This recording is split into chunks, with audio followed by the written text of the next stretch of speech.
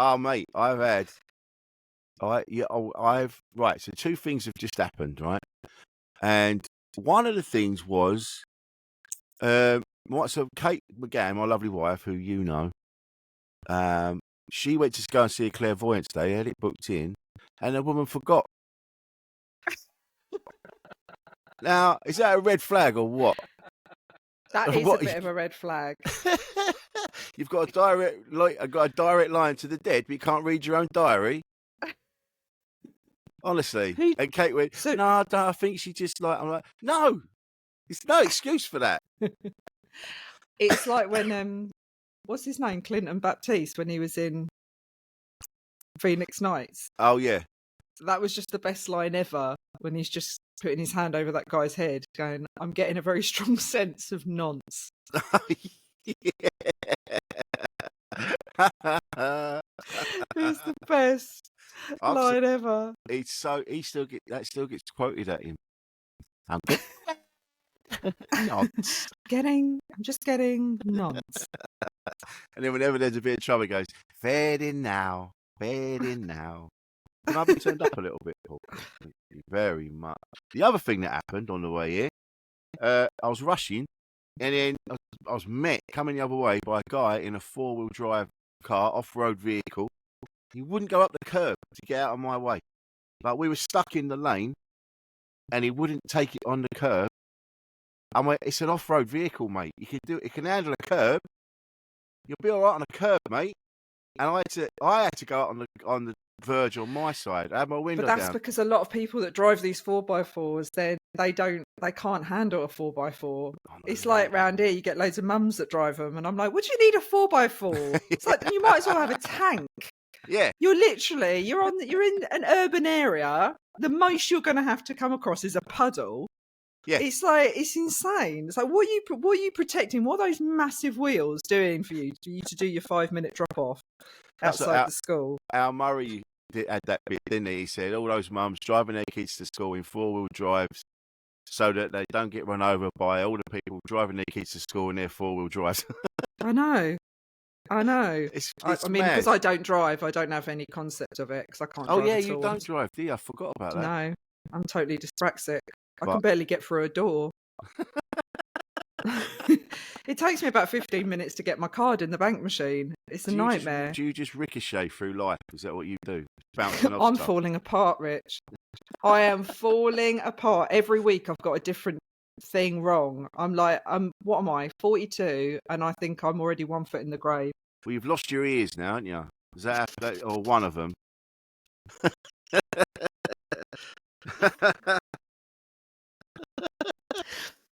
I've gone deaf, in one ear. So I've got my hearing aid, but I can't wear my hearing aid and these headphones. But actually, the hearing aid, it's quite great. It's good, because then, like, I was on the tube the other day doing a gig in Twickenham, and then these girls got on, and you know what? I don't want to be bitchy because we've all been 20. But they got on and they were all just talking about all the boys they fancied and where they were going clubbing and stuff. But they were so loud. Yeah. And I just took my hearing aid out. Nice. And I was like, this is lovely. Oh. I don't have to get annoyed. Kids are moaning. Just take the hearing aid out. Neil's talking to me. Just take the hearing aid out. Don't even put them in most days. So that was did you get any, was it the infection why that happened? Well, yeah, I got an... Did I see you? Were we at a gig and I was telling you about it? I think you might have done, yeah. God, I realise this is what I do. I just bustle into green rooms and just tell everyone all my problems, and no one else is allowed to speak, and then off I go again. Oh, there's a bit of that, yeah. Well, because then I got diagnosed with ADHD, and I was like, oh, for fuck's sake, how many more things can I have going wrong? Well, they just do a quick test while they were doing your ears, like while you're here. She didn't even. MOT. She's like, by the way, after spending 5 seconds in your company, you have 100% got ADHD. Just immediately rubber stamped it all. Stamp. What's that? No, just take it with you. You're done. You're fine.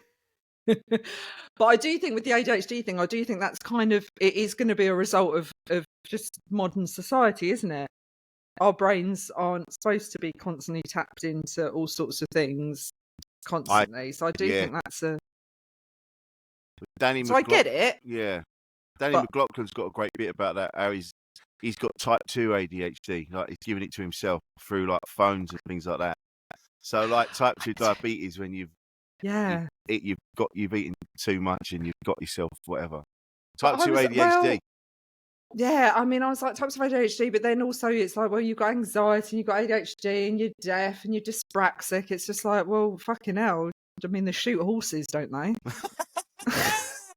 No, so I was like saying, last time I was on here, it was, I'd never had like an onslaught of trolling, and it had messed with my head, and I felt so anxious.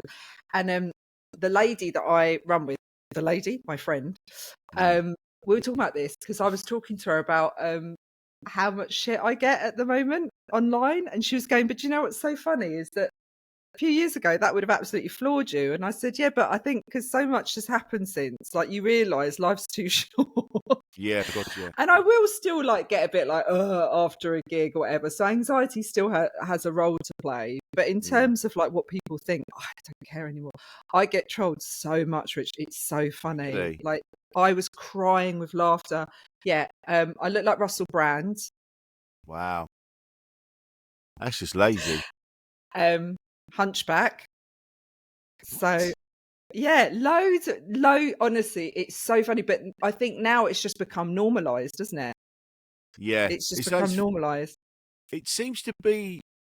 I know blokes get it too, but it's not as much. I know I think we talked about this last time, but it's funny because this morning I always get it.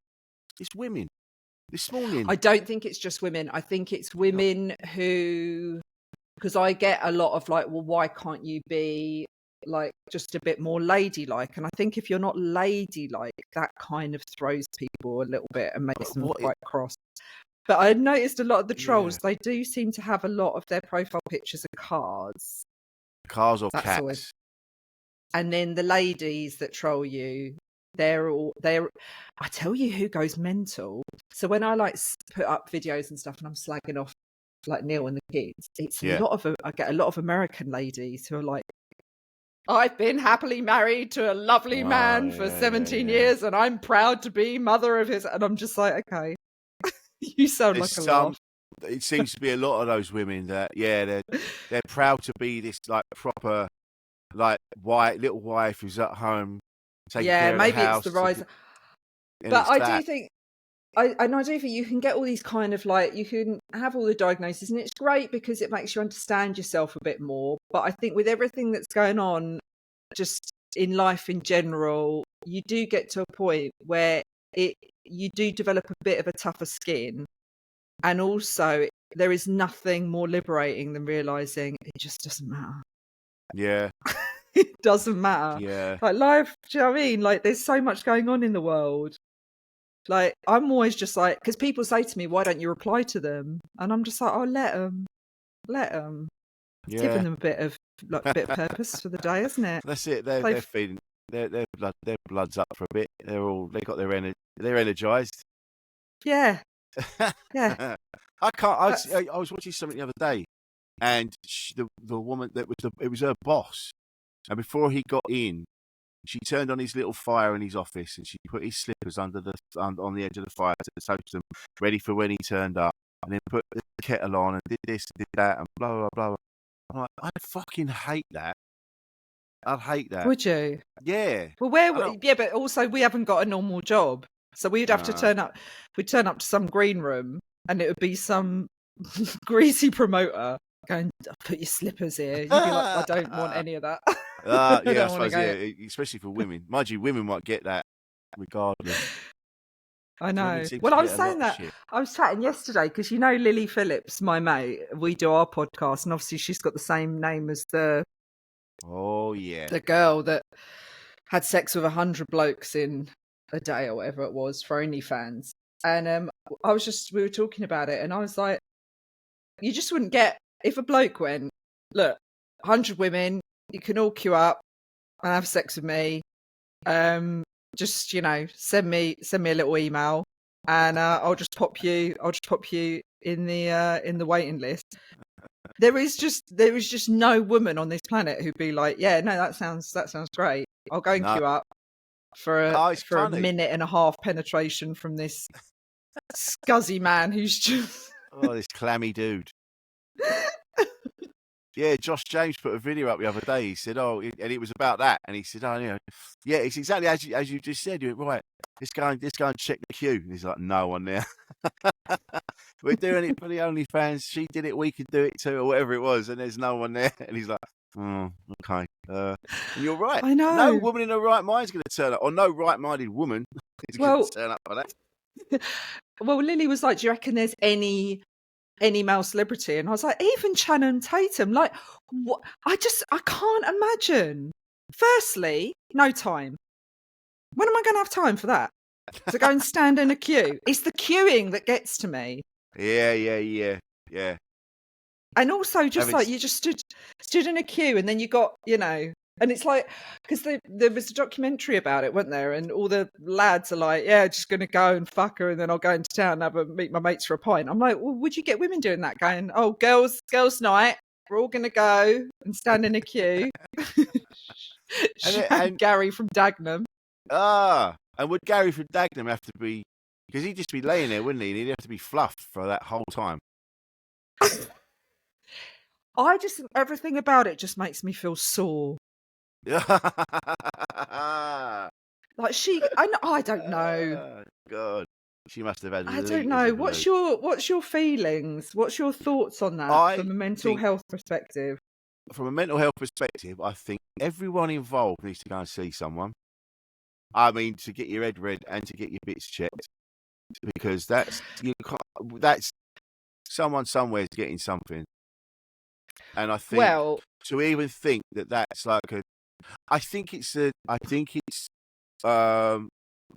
social. It's the bad end of social media. Like, people will do anything for likes and do anything for the attention, and I think it's that. I think it's a symptom of the bad side of social media. Yeah, I've kind of run into, I guess, a little bit of I don't know what I'm going to say, but I guess talking to people about it, they're like, well, she should be able to do whatever she wants. And I was thinking about this, and I was like, yeah, no, people should be able to do whatever they want, but should we be able to do whatever we want? No, not at all. I think, yeah, I mean, yeah, it's her right. Doesn't it have an impact? Doesn't it have an impact on other people? Yeah. Like, if you do whatever you want, and that is encouraging an image of sex being done to somebody, then is that? Yeah. And I may be wrong. I'm literally I'm only going by my gut reaction. My gut reaction is, I feel protective of this person, so it doesn't feel like it's a positive thing. Do you know what I mean? Yeah, I think it's that. I think it's social media and that need that is always like the amount of times you open the apps and it just goes, oh, you didn't post as much today. You better start posting. You posted this much last time. Now you got to post this. And it's always like, oh, well done. Your reel got this much and it got this. These people want to hear more from you. It's constant. Please the algorithm. And you see all these people that are making, like, there's a guy I've just started following called Leo Skeppy. Is this Albanian? You can't just make American up names. Guy. Yeah. No. And I can't stop watching his videos. Titty Murphs. But he does nothing sexual. He's not sexual. He's just this impressive looking dude. And he's got loads of money, loads of followers, like millions of people follow him. He gets millions of views on his videos. And all he does is just walk around his apartment just going, oh, today I'm going to have a shot or something. Fuck it. Because of the way he is, I'm like, isn't that how Andrew, I mean, I don't know a huge amount about Andrew Tate, but there was like Dan Bilzerian and Andrew Tate. Well, isn't that how they became famous? Because they literally were just going on social media going, look at my nice cars and my really hot, I'm surrounded by all these hot women. Yes, and that's why it attracts that kind of a person. But whereas this Leo guy, he's very down to earth, weirdly. Like the way he talks about, he goes, I'm not showing off. He goes, I've just got some money and I want to spend it, and I'm going to show you what I spend it on. He goes, I'm having a nice time. He goes, fuck it. And it's the way he does it. It's really nice. But my point is, I'd like to have money. Mate, I'd be terrible. I wouldn't be doing it. No. I would be doing this, and I would keep doing this. This is the thing. I'd be able to do this full time. You'd be able to do the things that you like. Yes. I would just gig in art centres.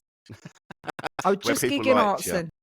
Yeah, I just gig in art centres. Well, I just gig in art centres and venues that aren't scary, venues that aren't just filled up with people who are just coked out of their face. I think it would be nice to have a bit of money and be able to do, like you say, be able to do podcasting full time, do some nice gigs that I want to do, and be able to afford not to gig if I don't want to. Yeah. You know? Well, I guess that's everyone's dream, not having to work if you don't want to. I'd do that. I'd go and get a house in the middle of the countryside somewhere where there's no one else around. I think that this job has made me go, I just don't want to talk to anyone. I just want to sit and face a lake.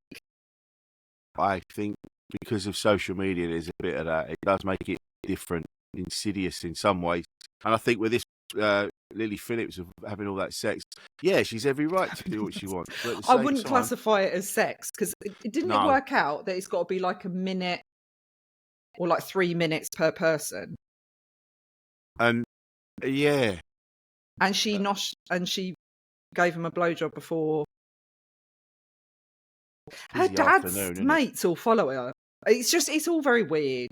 I don't know. The whole thing's weird. It's up to her. It's her right. But at the same time, there's a knock-on effect, as you said, as there always is. There's consequences to someone doing that. And I think that need to get likes. People are trying to find new ways, new shocking ways to get it. Because everybody's online now. Everybody's projecting something. It's very difficult to get noticed. So now we're trying to find new ways to do it. And people are going to end up literally killing themselves to get likes. It's ridiculous. Yeah. I just want to know, like, I kind of get her perspective more, like you say, like she wants to get likes and stuff, but I am quite confused by the men. Which is not the first time that sentence has been said. What? I think, I don't know, maybe they wanted to be, I mean, there was a record-breaking thing at the Attic in Banbury, the longest comedy show, and we all got key rings after that. Don't want to brag, Rich, but I was on Record Breakers when I was 9. Really? With Roy Castle. Yeah. No, you met Roy Castle. I didn't meet him because I saw him because of where we were doing the Record Breakers. He went on a big stage to talk to us all. I was in the UK's largest brass band. Of course you were. And we can't find any evidence. So a mate of mine, I've just got in touch with her again. She works at the BBC, actually. And she was also in it. And I was like, why can't we find any evidence? She was like, I don't know. Well, she was like, to be fair, thank God it was before social media. But we were trying to see if there was any like press cuttings, like, but we couldn't find anything. Because they had the drum thing. It was the world's biggest drum, whatever. So they took all the local town brass bands and put them all on one massive green in Cambridge. And Roy Castle conducted us from the stage, and we played Those Magnificent Men and Their Flying Machines. And do you want to have a little guess what instrument I played? I'm about to ask you. What did you play? What do you think I played? Tuba. No, I didn't play the tuba. Saxophone. Trumpet. No. My sister was on the trumpet. I played the glockenspiel.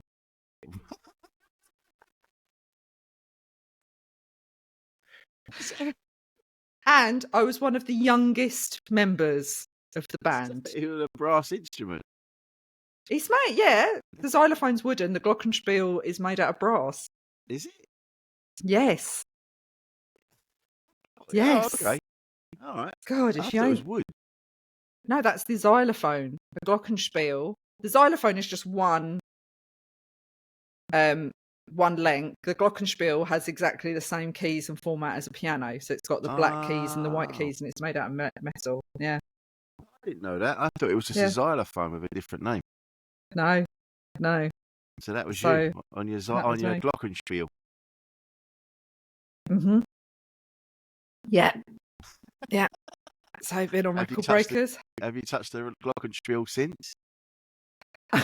I wouldn't know how to play the glockenspiel now. No. It's not No. like a riding a bike, then it kind of leaves you. No, I wouldn't remember how to play the glockenspiel. No, it was definitely just my times in town band. Okay. What got you involved with the glockenspiel? Well, me and my sisters, we were all in. They joined the town band, and I didn't know what instrument to play, so I started playing the drums. And then because I was in the percussion area, I then started playing the glockenspiel. Why did you all join a local band? Did you not like having sex? Look, some of us went down the path of Lily Phillips, and some of us went down the path of record breakers and playing the glockenspiel. And this is just the path that I've chosen to go on. I think it's amazing to give a kid who's clearly very dyspraxic the very difficult task of playing the most coordinated instrument. You've got to have 2 sticks in each hand to play the glockenspiel, and the Magnificent Men and Their Flying Machines is a particularly fast-paced piece of music. So there you go. You have 2 sticks in each hand? Yeah, so you could do between the... That's absurd. Yeah. And you played those Magnificent Men in Their Flying Machine on a glockenspiel. Yeah, for record breakers. And undiagnosed ADHD. I mean, I don't know whether ADHD is just a thing that's now. I don't know if I've always had it, because no one mentioned it before. No, it wasn't a thing earlier, because nobody... maybe. No one really knew about it. ADD was around. I remember that. What's the difference? So ADD is attention deficit disorder. What's ADHD? It's hyper, isn't it? Attention deficit. Well, hyper I got diagnosed after, because I see a lovely therapist. I've been seeing her for years, and then she suggested, I think it's time. Just get the diagnosis. And then I told my husband and kids, and my husband's response was, "Yeah, no shit, Sherlock." And I was like, okay. Yeah. Yeah, that makes sense. Well done, mate. So, I mean, speaking about that, you're running the marathon. Manchester Marathon, yeah. The Manchester Marathon. 27th of April. Right. So running has been incredible in sorting out head stuff. So it's been great. And then I ran the London Marathon last year. And I ran it for a charity that my children chose, which is all very well and good. And I fully support that charity. But it was for sloths. And so wait, the animal. The slowest animal in the kingdom. The slowest animal in the kingdom. I was going to run, which I did, raising money for nature reserves and sloths. Did you take your time? Yeah, they did suggest that I dress as a sloth, and I was like, this is getting crazy. But then obviously it all kicked off in the Middle East, and I was there running the marathon for sloths with my entire family going, are you fucking kidding me? Literally, our homeland is being bombed and you're running for sloths. So I then had to run another marathon to raise money for Gaza. But that was in Lisbon. And I got an ear infection because of the humidity and the sweat and all the rest of it. And then I had to fly back to UK, and it burst my eardrum, and I just woke up and there was blood on the pillow, and I was like, Neil, this doesn't look good. And so I've lost my hearing in my right ear.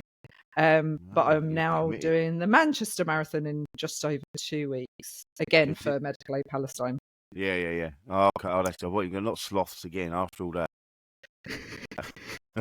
But essentially, running a marathon for sloths has resulted in me now having to run about 1,000 other marathons to make up for it.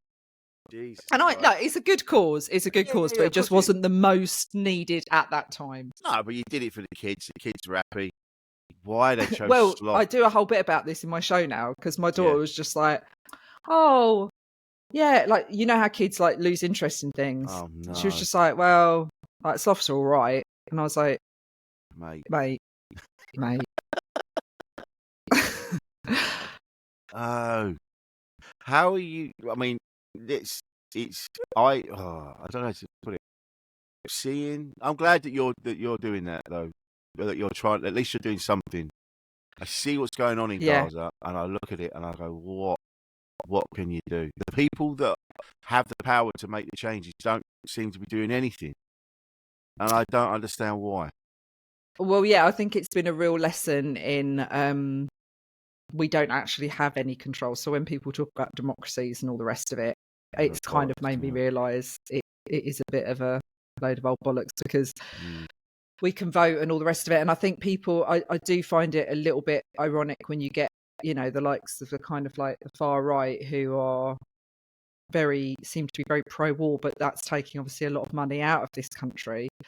So there's that argument. I'm somebody who's just anti-war. I'm an anti-murder. I don't care who it's towards. I just don't think I don't think war has ever produced anything positive. No. And I just don't believe putting people in dire straits is anything positive. But obviously, because I've got family in the area, it just it hits a bit harder. But yeah. It's what can you do? So you got to do these small things, otherwise you feel like you're going a bit loopy. Yeah, no, absolutely. Because you look at it, and because I went through a phase, I'm like, I can't look at that anymore because it was and I think that's totally normal. I was talking to somebody, one of the mums from the school, because she's very like proactive on this issue, and she said, I feel like I need therapy just to get over all the images I've seen. And I was like, it's true. Like you'll scroll through your social media just before you go to bed, and you just see something, and you're like, oh my god, like how, and then you go and hug your own kids, and but this is the first ever, I mean, we say war, but this is the first ever atrocity that has been kind of live streamed. So we've never seen it in such graphic detail before.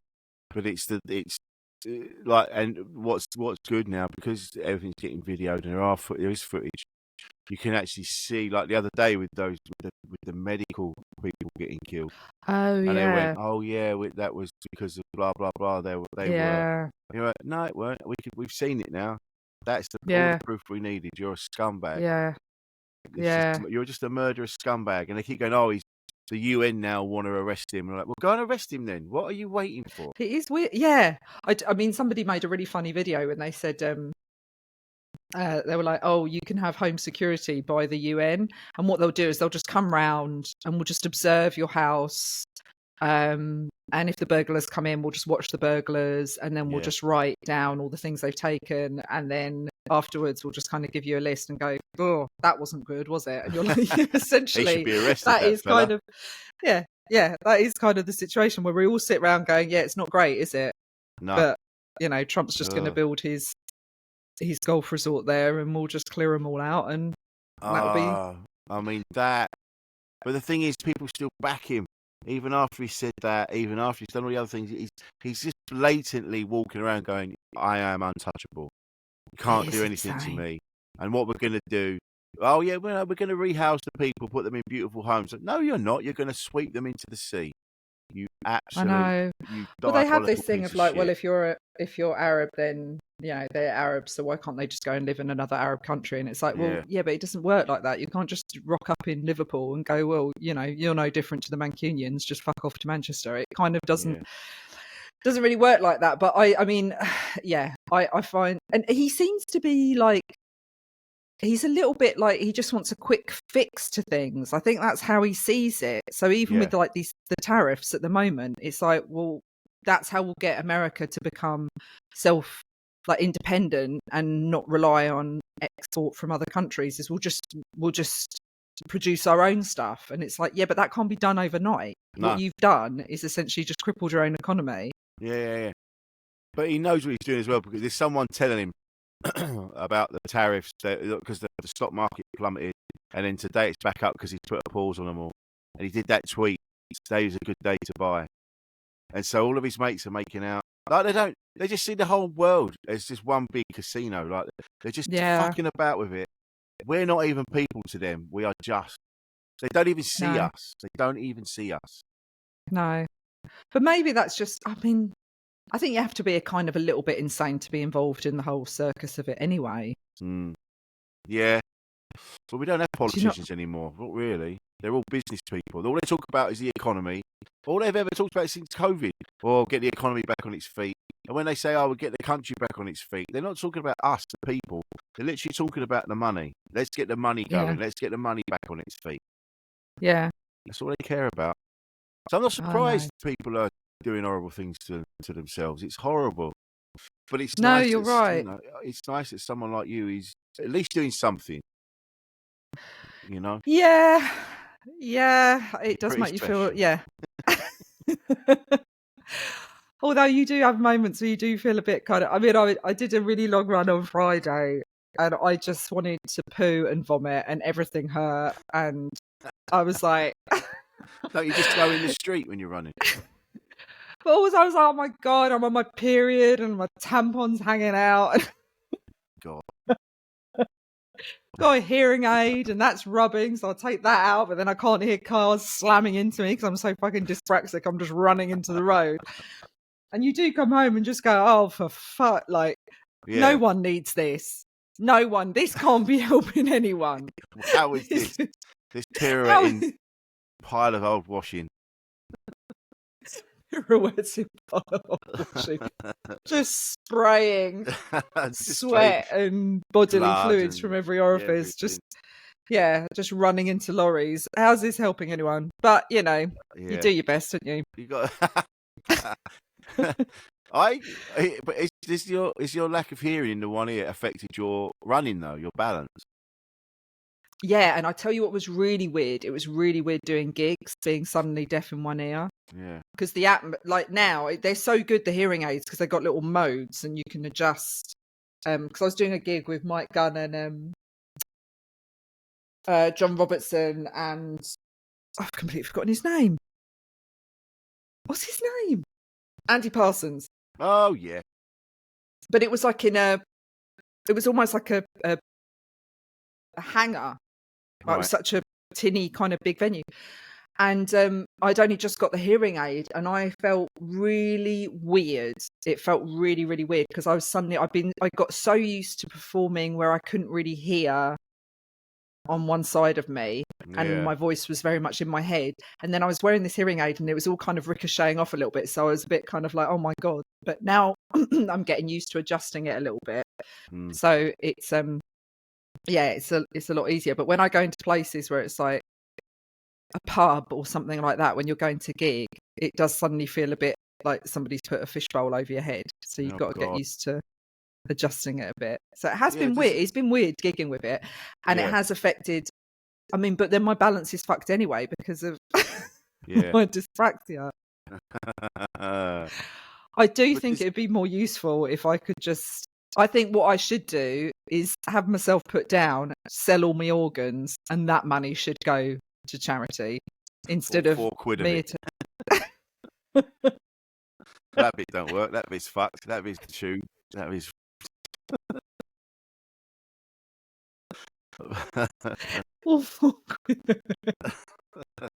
How dare you? I'm sorry. My body's not worth much more. I got to have some good bits. Liver. You must have, yeah. Oh, I don't mind. Yeah. Do you drink? You don't drink, do you? No, you do drink. I do drink, yeah, but not on and off. I don't drink every day. Although it's been a lot lately. No. I've put on so much weight since I've had the little one because you're just looking after him and just eating shit. He's just eating bread out of the bag. Bread out of the bag, just like fucking. Yeah. Yeah. Do you just go and stand near ponds in parks so that people don't judge you? They're like, oh, there's just a man about to feed the ducks, but really it's just you troughing your way through a dry loaf. Wow. Just being a tiger loaf. He's hit a real bottom. I tell you what, well, I got very, very thin after I had children because I was pumped full of so many fucking hormones that as soon as I had my kids, I just went spirally thin. But I wasn't healthy at all because you just ate the leftover shit on their plate. Oh yeah, there's a bit of that. Now he's eating our food. Yeah, so and I am not very good. I mean, your boy's good, but my kids lived on nothing. My son would eat nothing but chicken nuggets, and my daughter ate nothing but sausages. So I just lived an omelette, my one. Yeah. Oh, that's good. Oh, he's such a good boy. He is. He's so sweet. Oh, you wait till you see him now. He's he's around so now. He's sweet. walking. I cannot believe him at the Green Man Festival. He just was so chilled. Me and Neil were like, God, if we brought one of ours, they would have had to have shut the festival. Yeah, he's very chilled. He's not chilled when he goes to bed. And he gets the he wants he's to be not up chilled. and out. Yeah, he wants to be up and doing stuff, and he's pointing at everything. And why do kids? I got on the tube the other day, and there was a woman with a baby in a sling, and this baby was just glaring at me, but real knackered glare, like the eyes were just so heavy. And I said to her, why do they fight it? She was like, it's so weird, isn't it? How they will fight sleep like nothing else, even though their eyes are desperate to close. They're like, no, don't you fucking dare. If I missed a minute. And it's like, but what? Like, literally, what? Like, it's not like you're going out raving or whatever. You're literally just bobbling about in a pram. Just have a nap. Bobbling.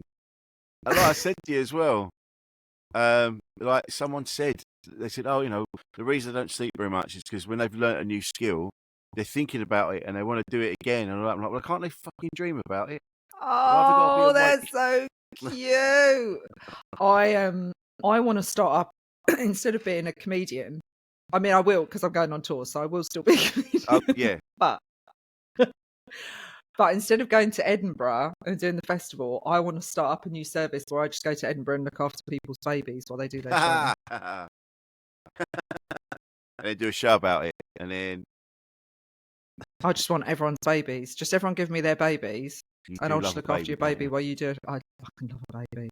I love a baby. I can't get enough of a baby. I like my baby. Yeah. He just, although the other day I was holding him and I was trying to put him down for his nap. It was like I was holding my dad. He's so big. He's a solid. Well, he's got your build, Rich. Yeah. He's about the same size as you. Yeah. It is mental because he's what? Is he coming up to 2 now? Nearly 2. So he's 16 months. Right. At 16 months, he pretty much has the build of a bricklayer. He does. He was still in front of me today and he's bow-legged. And it looked like he was getting ready to draw his gun. He does look like that is a kid that looks like he's roughly about 6 months away from doing his first plastering apprenticeship. He's City and Guilds. That's good. That's good. You need him to have a skill. My two, they keep saying things like, my daughter, she's like, I'm going to go and do a degree in art. And I'm like, I'll just get some fucking money. Go get a job. Fucking creative. But my, Bodie, what he likes to do, he gets stuff like his tractor and he gets all these cars and that. He turns them upside down and he looks to see how they all work. So every time we give him anything, he likes to have a look, see how it works. He takes lids off and he likes, I'm like, yes. But that's a boy thing. That's a boy thing. I'm telling you, my boy, when he was about that age, he would sit with his pram and just roll it back and forth and just observe the way the wheels move so he could understand the mechanics. But all the boys would do that. You go to playgroup and all the girls are just like having a natter, playing. All the boys are all just sat there staring at one. And I said, that right there is where you see the inability to multitask. Yes. Because all the girls are like, right, we're going to play hospitals. Let's get this. Everyone get this on board. Right, that person's doing that. That person's doing that. And then there's just a boy in the corner just watching the wheels going round going, yeah, I'll have a look at that later. Or maybe go Dunelm, B&Q. Have a think about that. Have a good long think about it. Honestly, the men's ability to focus on one thing and obsess about it is just it's quite ingenious. Neil's new pastime now, his favourite hobby is just changing the internet provider. That's happening on a weekly basis. He talks about it, he reads a lot of manuals, he talks to the engineer, and he changes it. So we've all got to change the passwords in the computers every week or so, and then he'll change it again and he'll obsess about it. Meanwhile, the house is falling apart. His wife's only got one ear and one leg, and he's just like, let's have a little look at the older Virgin tariffs. He's just looking at the easiest thing to fix, and he feels like he's done something. Yeah, but I remember doing a bit about it in a show ages ago about him and his lawn. He just, would obsess about the lawn. He does. He fixates on one thing and just goes, that's what I need to think about. I need to think about that, and this is where my energy's going to go. I'd love to be like that. I'm like, I'll have an idea. I'm like, I'm going to write that book. And if I don't write the book in an afternoon, I won't go near it again. I just wander off. I always think that I can do. I'm always like, right, I've got to go and gig in about half an hour. So in half an hour, I'll just write a quick book proposal. I'll write my show. I'll cook the dinner, and I'll get my face on. Yeah. I have this with I'll Paul just get every time. Because I'm always late, and I'm always, this happened, that happened, and I'm like, you know what's happened? I've got up and I've been doing stuff, and I've gone, I've got ages. I'm just going to go and retile the bathroom. Or do you know what I mean? I've got ages. Yeah. I'm going to go and do that, and then I'm like, then I run out of time every single time. That's ADHD. Yeah, I know. Oh God! But I think it's type 2. Type 2, self-diagnosed. Yeah, type 2, self-diagnosed, inflicted. Imposed. No, self-inflicted. Yeah. So is type 2 diabetes where it's from like bad diet and stuff? Yeah. And type 1 is where it's inherited. Yeah. I mean, type 1 is where you can't really put on weight as well. That's a good one. And type 2 is the one where you should have stopped. You could have stopped, and you didn't. And now you don't have any feet. So, at least I wouldn't have to run for diabetes. I'll look forward to that. That's probably coming soon. Is your diet bad? Can't be, though. Is my diet bad? Said you only eat what the kids eat. No, I eat all right, but I do love a crisp. That's my addiction. Yeah, I love a sandwich, and I can't have a sandwich without crisps. No, I could eat crisps 3 times. Like, I could have 3 meals of crisps. Oh God. Yeah. Your shit must be beige. What do you eat? What ones? What are my favourite crisps? Oh, I love them all. Do you know what I really like is the Marks and Spencer's cheesy tasters? Oh, I've not had them. They're like the Marks and Spencer's What's-Its, but they're better than What's-Its. Oh, yes, I do know what you mean. Yeah, they're banging them. Yeah. Because I like the salt and vinegar twists. They are good. They are good. But I do love a crisp. I'm totally addicted to a crisp. I like those bags of the different shaped ones as well. From Marks and Spencer's. Yes. You get the jalapeno and cheese ones. Hello, mate. Come on. Yeah. Oi. Hey. I'm going to start running so I can have more crisps. I think that's what's going to happen. Yeah. Yeah, that's the only good thing. After you finish a long run, you're like, oh, well, at least I can just eat all the shit that I want, which probably isn't. I mean, after the London Marathon, I went out and drank like 2 bottles of wine, but I didn't even feel pissed because my body, the metabolism just like absorbed it all. So I was like, this is mental. Yeah. I didn't touch sides. I had these conversations with Paul because producer Paul's a runner. And he said, like, once you break the first mile, then it gets easier. Yeah, the first mile's horrible. Yeah. The first mile is always a lot slower. Yeah. But you don't need to do like long runs. Like if you did like 5K a few times a week. How long does that take? 5K. Well, I suppose let's say half hour. How fast you run, doesn't it? Yeah. About half hour. So if you did half hour 3 times a week. Half an hour, 5K? Really? Yeah, 3 miles, about 10 minutes a mile. Yeah, all right. I'm just going to knock that out after I've done this. Easy peasy. Yeah, go and do that. Santa's on the run. Santa. There is actually a run in Victoria Park where you dress as Santa.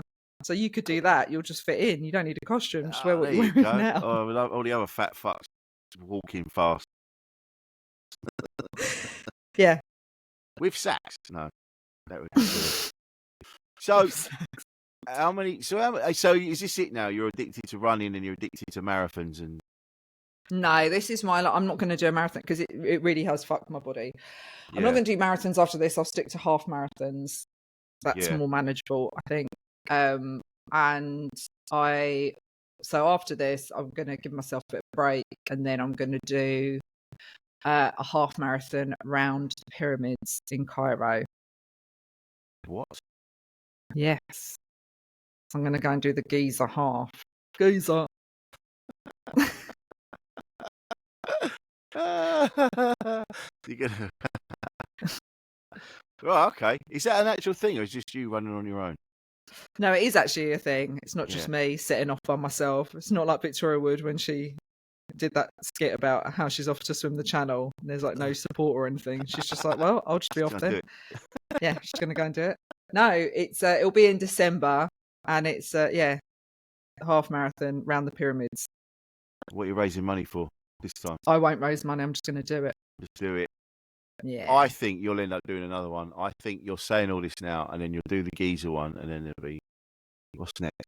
And then, have you done the London one? Yeah, I did the London one last year. How was that? That was all. I really enjoyed that, but I don't think I'm going to enjoy Manchester because my body is absolutely damaged. I'm just like, I can't even. Mate. And then you got to fit a tour in as well. So when's the tour start? So the tour starts in September. Okay. All right. And where are you going? I'm going up and down the UK. Lots of different places, about 17 different places. North, south, middle, you name it. Got them all covered. The show's called Slagbomb. Nice. And why is it it's just Slagbomb? Well, you'll find out in the show. Oh, okay, but it's one of those that it's just an hour about how undignified this phase of life is. The old you got kids, but you're also looking after your parents, and just there's absolutely nothing sexy about this phase whatsoever. And it's about embracing being undignified. There's no point trying. Yeah, I think you're right. So stop trying to be, all sophisticated and classy and keeping up with the Joneses. Just, embrace your Crocs and go out in your tenor lady and crack on. There's the quote. And on that, thank you for listening to us. This has been Esther Manito. I've been Rich Wilson. This has been Insane in the Membrane, and we'll see you next time. Bye.